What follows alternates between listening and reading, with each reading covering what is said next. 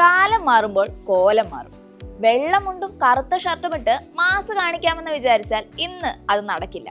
ഇത്തിരി വെയിറ്റ് ഇട്ട് കലിപ്പ് കാണിക്കുന്ന ടോക്സിക് മസ്കുലാനിറ്റി അല്ല, മൃദുവായി സംസാരിച്ച് ഫെമിനിസ്റ്റ് ലിറ്ററേച്ചർ വായിക്കുന്ന സോഫ്റ്റ് മെൻ ആണ് ഇപ്പോൾ ട്രെൻഡിങ്. ഇത്തരക്കാർക്ക് ഇന്റർനെറ്റ് ലോകം ഒരു പേരും നൽകിയിട്ടുണ്ട്, പെർഫോമേറ്റീവ് മെയിൽ അല്ലെങ്കിൽ മാച്ച men.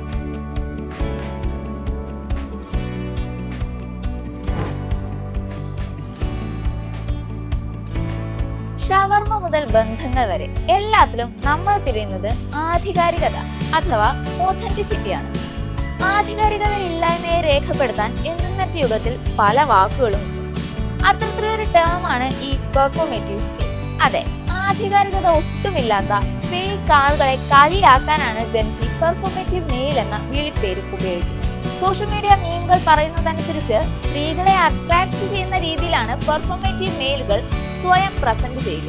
Baggy pant, feminist കോട്ടുകൾ print ചെയ്ത ഒരു ടോട്ടെ ബാഗ്, കയ്യിൽ ഫെമിനിസ്റ്റ് ലിറ്ററേച്ചർ ബുക്ക്, ഒരു ഹെഡ്സെറ്റ്. ഒരു മാച്ച മാനാകാൻ നിങ്ങൾ ഉദ്ദേശിക്കുന്നുണ്ടെങ്കിൽ ഇത്രയും കാര്യങ്ങൾ ശ്രദ്ധിച്ചാൽ മാത്രം മതിയെന്നാണ് മീമുകൾ പറയുന്നത്. ഒരു കുഞ്ഞിനെ ലാളിക്കുന്നത് പോലെ സോഫ്റ്റ്നെസ് വ്യക്തമാക്കുന്ന തരത്തിലായിരിക്കണം നിങ്ങളുടെ dating app profile picture. Pet ഡോഗിനെ കുറിച്ച് വാതോരാതെ സംസാരിക്കണം. താല്പര്യങ്ങൾ, സംസാരശൈലി ഇതെല്ലാം കുറച്ച് പ്രോഗ്രസീവ് ആയിരിക്കണം. സ്ത്രീകൾക്ക് പെട്ടെന്ന് ആവശ്യം വരികയാണെങ്കിൽ സഹായിക്കാനായി മെൻസ്ട്രൽ പാഡുകൾ വരെ കയ്യിൽ കരുതിയിരിക്കണം.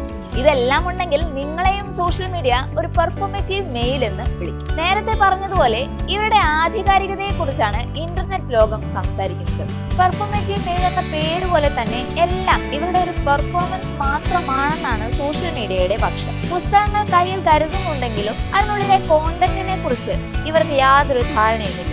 എല്ലാം സ്ത്രീകളെ വശീകരിക്കാൻ മാത്രമുള്ള ഷോയാണ്, ഫേക്ക് പേഴ്സണാലിറ്റിയാണ്. ഇങ്ങനെ പല വിമർശനങ്ങളും ഇവർക്ക് നേരെ ഉയരുന്നുണ്ട്. ചില മെയിൻ സ്ട്രീം പാശ്ചാത്യ മാധ്യമങ്ങളെയും സോഷ്യൽ മീഡിയയെയും ഉദ്ധരിച്ച് പറയുകയാണെങ്കിൽ ഇവരെല്ലാം മറ്റൊരാളായി പെർഫോം ചെയ്യുകയാണ്.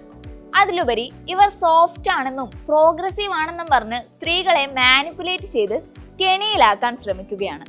സോഷ്യൽ മീഡിയയിലോ റിയൽ ലൈഫിലോ ആവട്ടെ, ഇഷ്ടമുള്ള രീതിയിൽ അണിഞ്ഞൊരുങ്ങുന്നത് ഒരു തെറ്റാണെന്ന് നിങ്ങൾക്ക് തോന്നുന്നുണ്ടോ? എന്തുകൊണ്ടായിരിക്കും പെർഫോമേറ്റീവ് മെയിൽ എന്ന് വെളിപ്പേരിട്ട് സോഷ്യൽ മീഡിയ ഇവരെ ഒതുക്കി കളഞ്ഞത്? വിഷയത്തിൽ ഇത്രയധികം ട്രോളുകൾ ഉണ്ടാവുന്നത് പണ്ട് മുതൽക്കേ ഉണ്ടാക്കി വെച്ച ചില ജെൻഡർ ചട്ടക്കൂടുകളിൽ നിന്ന് പുറത്തു കടക്കാൻ ജെൻസിക്കും കഴിഞ്ഞിട്ടില്ലെന്നത് തന്നെയാണ് സോഷ്യൽ മീഡിയ മീമുകളിൽ നിന്ന് വ്യക്തമാകുന്നത്. പുരുഷത്വത്തിന്റെ പഴയ നിർവചനത്തിൽ നിന്ന് പുറത്തു വരുമ്പോൾ സോഷ്യൽ മീഡിയ നെറ്റി ചുളിക്കുകയാണ്. ക്യാമ്പസുകളിലും കഫേകളിലുമായി ഇവരെ കളിയാക്കാനായി മാത്രം പെർഫോമേറ്റീവ് മെയിൽ കോമ്പറ്റീഷൻ വരെ നടക്കുന്നുണ്ട്. ഭക്ഷണം, സംഗീതം, പുസ്തകങ്ങൾ തുടങ്ങി എല്ലാത്തിനും സമൂഹം കൽപ്പിച്ചു വെച്ച ഒരു ജെൻഡർ ചട്ടക്കൂടുണ്ട്. ഉദാഹരണത്തിന് മാച്ച ലാറ്റയുടെ കാര്യമെടുക്കാം. ഈ ഡ്രിങ്ക് ഉപയോഗിക്കുന്ന സ്ത്രീകളെ കളിയാക്കുന്ന ഒരു പ്രവണത സോഷ്യൽ മീഡിയയിൽ ഉണ്ടായിരുന്നു. ഇതേ ഡ്രിങ്ക് ഒരു പുരുഷൻ കുടിക്കുന്നത് അവരെ ചൊടിപ്പിച്ചു എന്ന് തന്നെ വേണം കരുതാൻ. ഇനി ആൻഡ്രൂ ടാറ്റയെ പിന്തുടരുന്ന ടോക്സിക് മസ്കുലാനിറ്റിയെ പ്രോത്സാഹിപ്പിക്കുന്ന പുരുഷന്മാരെല്ലാം ഒതന്റിക് ആണെന്നാണോ ഈ മീം ട്രെൻഡ് പറഞ്ഞു വെക്കുന്നത് മറ്റൊരു ചോദ്യമാണ്. ഫെമിനിസ്റ്റ് ബുക്ക് വായിച്ച് ഒരു ലബുബു ഡോൾ കീ ചെയിൻ പാൻസിൽ ധരിച്ചാൽ മാത്രം മതി. അത്ര എളുപ്പമാണ് സ്ത്രീകളെ മാനിപ്പുലേറ്റ് ചെയ്യാൻ. ഈ നറേറ്റീവിന്റെ അർത്ഥം മനസ്സിലാക്കാൻ അത്ര ദൂരം പോകേണ്ടതില്ല.